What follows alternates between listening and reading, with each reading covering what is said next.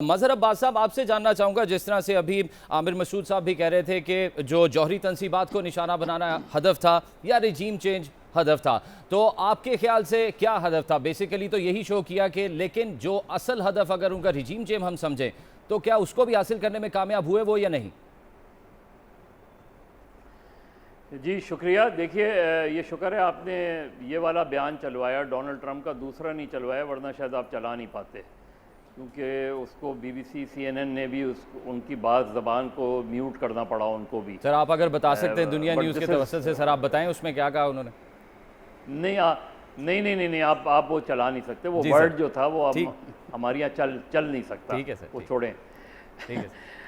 وہ دوسری بات یہ کہ دیکھیے اسرائیل خاص طور پہ اور امریکہ بھی دونوں ایران کو شام، عراق، افغانستان، لیبیا بنانا چاہتے تھے.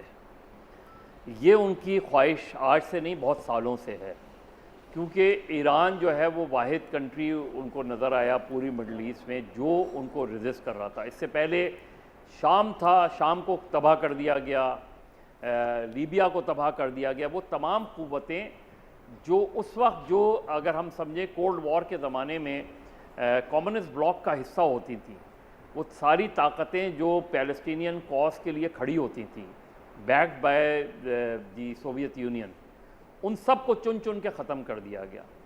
دوسرے یہ کہ ایران میں جب ریولوشن آیا تو اس وقت جتنی بھی عرب مونارکس تھے وہ خوفزدہ ہو گئے کہ یہ ریولوشن کہیں جو ہے ان کے ممالک میں داخل نہ ہو جائے اور ان کی بادشاہتوں کو خطرہ نہ ہو جائے. تو یہ تو ایک وہ کانسیپٹ تھا. لیکن آج کی جو صورتحال ہے اس میں ظاہر ہے اسرائیل کو 2-3 قوتیں ایسی نظر آئیں. انہوں نے حماس کو ٹارگٹ کیا، حماس کی ٹاپ لیڈرشپ کو نشانہ بنایا، انہوں نے حزب اللہ کی ٹاپ لیڈرشپ کو نشانہ بنایا. اور اگر آج دیکھیں تو حماس اور حزب اللہ آج اس طرح کی طاقت نہیں رکھتے جو ماضی میں ہم رکھتے تھے. وہ یہ سمجھے کہ شاید ایران کو بھی وہ اس طرح ٹارگٹ کر کے ایران کو کرپل کر سکتے ہیں اور ان کو ایک اور شام بنا سکتے ہیں، ایک اور عراق بنا سکتے ہیں، ایک اور افغانستان بنا سکتے ہیں. لیکن ایسا ہوا نہیں، اور اس کی وجہ سے ان کو جو رسپانس ملا وہ ان کے لیے سرپرائزنگ تھا. اور اس کے بعد امریکہ، ڈونلڈ ٹرمپ یہ کہتے رہے کہ امریکہ کے اس پہ اٹیک کر دیں گے، وہ کر دیں گے، اور انہوں نے وہ کیا بھی. لیکن ایران کی ریزیلینس، ریزسٹنس اور ریٹیلیشن اس نے امریکہ کو بھی سرپرائز کیا. اور یہ جو میں سمجھتا ہوں جو سیز فائر ہوا ہے اس کی ایک بڑی وجہ کل جو ایران کے فارن منسٹر کا روس کے صدر پیوٹن سے ملاقات تھی، اور اس میں بہت سی ایسی باتیں تھیں جس کے بارے میں روس کے وزیر خارجہ نے کہا کہ یہ باتیں بتائی نہیں جا سکتی پبلک میں، میڈیا میں. ایک سٹیٹمنٹ آئی تھی سر ان کی جانب سے کہ بہت سارے ملک ہیں جو تیار ہو جائیں گے ایران کو نیوکلیئر وار ہیڈز دینے کے لیے. جی وہی میں نے کہا کہ اس نے جو ہے میرا خیال ہے امریکہ کو بھی الرٹ کیا، اسرائیل کو بھی الرٹ کیا. دیکھیے اسرائیل کے اندر، تل ابیب کے اندر اتنے اس سے پہلے کبھی بھی میزائل اٹیک نہیں ہوئے.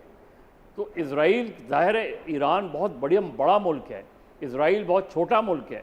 اگر یہ جنگ چلتی رہتی اور جو ایران نے اپنی طاقت کا مظاہرہ کیا اس سے یہ بالکل ثابت ہوا کہ اگر یہ جنگ بڑھی تو سب سے زیادہ نقصان اسرائیل کا ہوگا.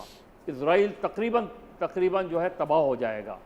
لہذا امریکہ کے پاس یہ چوائس ہی نہیں تھی ماں سوائے اس کے کہ وہ سیز فائر کی طرف جائیں. اور ایران کے لیے بھی یہ بہتر ہے، کیونکہ ظاہر ہے ایران پچھلے 4 دہائیوں سے اقتصادی پابندیوں کا شکار ہے. وہاں جو صورتحال ہے، پلس ایران کے پاس جو ماضی میں عرب کنٹریز بھی آئل کو ایز اے ویپن یوز کیا تھا انہوں نے 70s میں، ایران کے پاس وہ طاقت آج بھی موجود ہے. جی بالکل، وہ جو اسٹریٹ آف ہارمز کی بات ہو رہی ہے اگر وہاں سے روک دیں گے غالباً 20% کا تیل کی جو ترسیلات ہیں ایران جو ہے نا، جی ایران جو ہے وہ ایک ملک نہیں ہے. ایران ابھر کر آیا ہے بحیثیت قوم. وہاں کی پولیٹیکل ڈفرینسز اسائڈ، جو ان کے سیاسی مخالفین بھی ہیں جیسے تودا پارٹی ہیں، انہوں نے بھی ایران کی موجودہ صورتحال میں ایرانی رجیم کو سپورٹ کیا. یہ ایران کے لیے بھی سبق ہے کہ وہ سیاسی اور شہری آزادیاں دیں اپنے لوگوں کو.